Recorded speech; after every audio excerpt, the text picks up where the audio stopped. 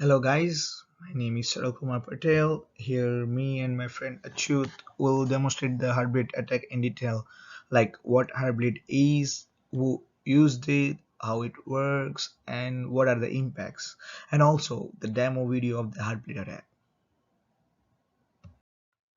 So, what is Heartbleed?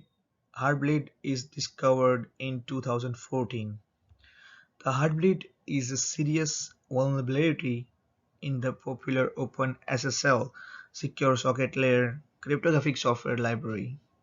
This weakness allows stealing the information which is protected under normal conditions by the SSL secure socket layers encryption or TSL transport layer security encryption used to secure the internet.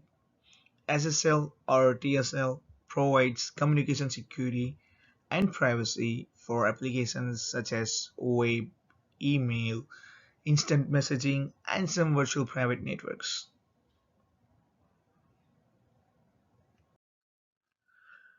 Open secure socket layer systems can communicate via the SSL encryption protocols. It was initially launched in 1998. Since then, OpenSSL has become one of the most widely used SSL implementations worldwide. Most web servers use OpenSSL to encrypt the web traffic. Actually, only 15 active developers were listed on the OpenSSL website during the Heartbleed attack, the majority of whom were volunteers. However, not all modifications to the OpenSSL software are created by these in 15 individuals. Following the discovery of Heartbleed flow, several significant IT firms pooled their funds to support increased efforts to secure OpenSSL and other open source software that forms the backbone of the internet. During a network connection, many routers on the internet lose the connection if they have idle status for too long. Thus, the heartbeat feature of SSL protocol proves useful here. This option enables a system at one end of the SSL to confirm that there is still a system on the other side. In this figure, we can see the example that how this function works actually. The potato in the example above is a message selected at random which serves as an acknowledgement. The number of characters make up the heartbeat message. The action on the server's part here is just to acknowledge the message received and repeat the message. The server's tendency to be overly trusting is exploited by the Heartbleed attack. The server automatically responds with a message of 6 characters after being informed that it has 5 characters. The server's credulity can be abused by an attacker. In this figure, we can observe that the secret word potato is not 150 characters in length. When the server replies the attacker, it doesn't check that the secret word is really 150 characters in length and replies with the original word potato plus the remaining characters. So, what are the remaining characters then? So, these are the contents of the system memory which may contain crucial information like username and passwords. From the example above, we can observe that sensitive details like user ID, password, and email are released to the customers. The impact is that any system that has vulnerable versions of OpenSSL can be exploited by any person. Here, OpenSSL 1.0.1 through 1.0.1g versions are vulnerable. Anyone which maliciously intend can read the contents of the memory of any server due to the heartbeat issue. Sensitive information that may be contained in the memory may be gained by the attacker. One of the major impacts of this attack is that no logs are generated for this attack. Thus, it becomes difficult to identify if any system was compromised. Now, my teammate Achyut will explain the demo of this Heartbleed attack.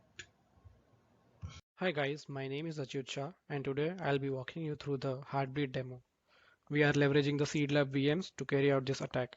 The VMs used in this case are the Seedlab Ubuntu 12.04 version machines. Although this attack can be carried out using just a single VM, but we are using two machines just to demonstrate how a remote server is attacked using Heartbleed. So these are the two machines in our case. One will be the victim machine or the server machine, and one will be the attacker machine. In case of the two machines, what we need to do is we need to enter the IP address of the victim machine in the host file of the attacker machine. So as we see that the highlighted is the IP of the victim machine and we just add it in the host file of the attacker machine.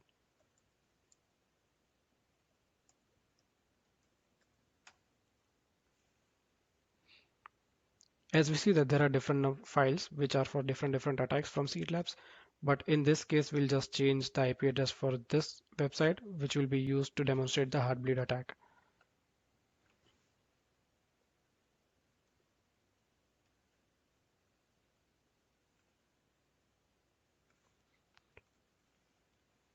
Once changing the IP, just save the file and then we'll carry out with the next steps.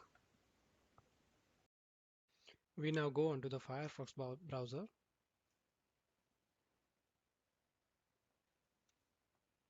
We go to the Heartbleed website, which is the dummy website or the dummy social media site, which will be used to carry out the attack. We log in as a legitimate user, which is admin in this case.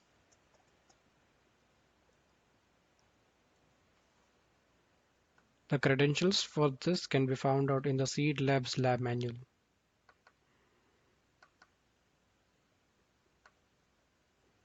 So once logging in successfully, we go to more members and we can add any one of them as a friend. So let's say we add Charlie as a friend. After adding Charlie as a friend, let's say we send him a message.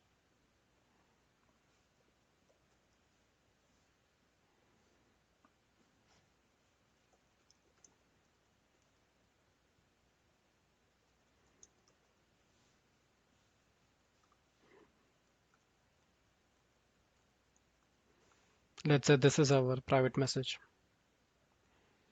So once after sending the message, now to carry out the attack, we need the attack file. We get the attack file from the Seed Labs website. This is the attack file that we need. For the purpose of the video, I have already downloaded the attack file in the attacker machine.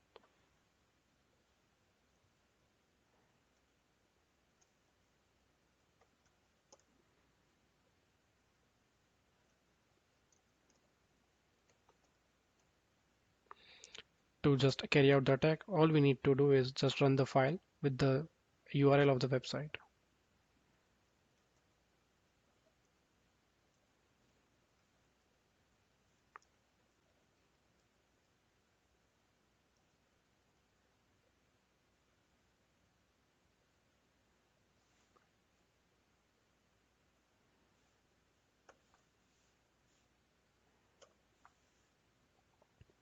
So this is the result that we get after running the attack file. We see here that the Heartbleed attack was successful. We also see that we can get the profile of the Charlie. This is the cookie that we get, and this is the username and the password that we use to log in to add Charlie. As you can see that the username and the password match with what we entered and is in the Seed Labs manual.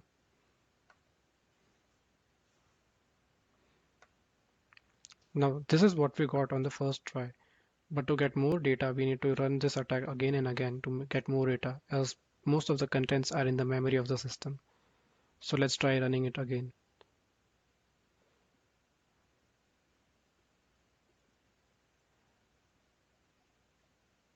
As we see, we are getting more information like token, then again the password.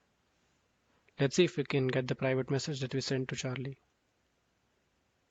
So after running third or fourth time, we see that this is the private message that we sent to Charlie.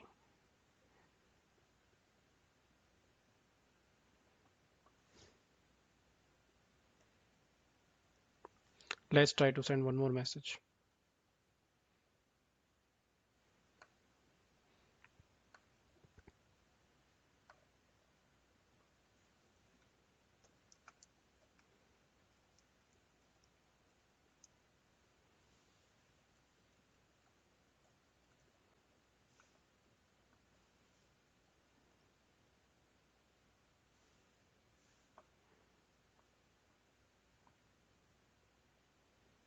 Now let's get back to the attacker machine and try to run the attack file again. We are still getting the old message.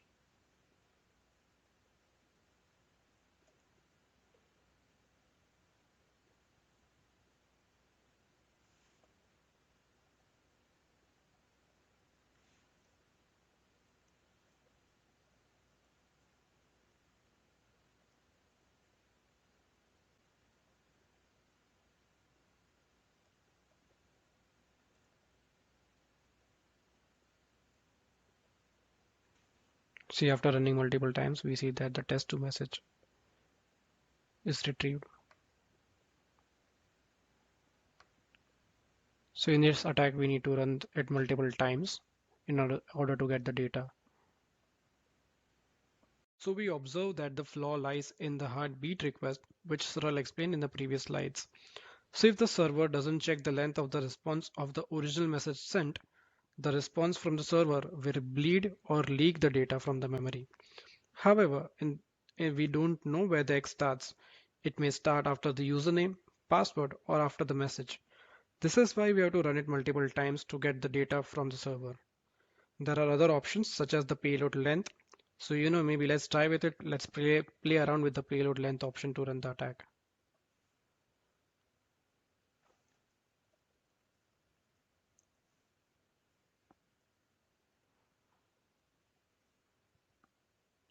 We see that once we enter the length, we get some of the data. Let's try decreasing the length.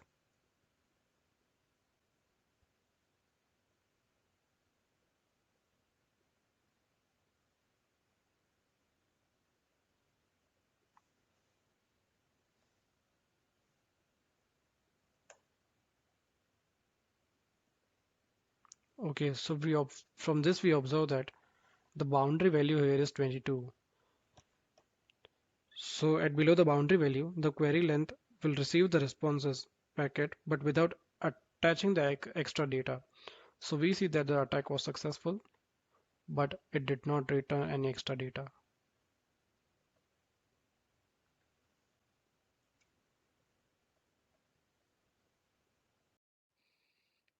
In this attack, we notice that there are no logs created as we are just reading the contents of the memory that too from a remote machine. So if no logs are created, it becomes difficult to detect an attack, right?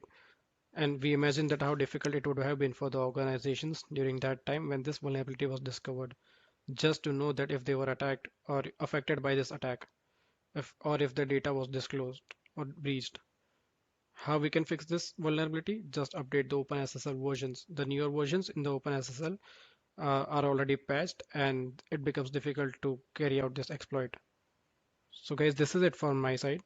I'll pass on the microphone to Saral. So these are the references that we have used to make the presentation.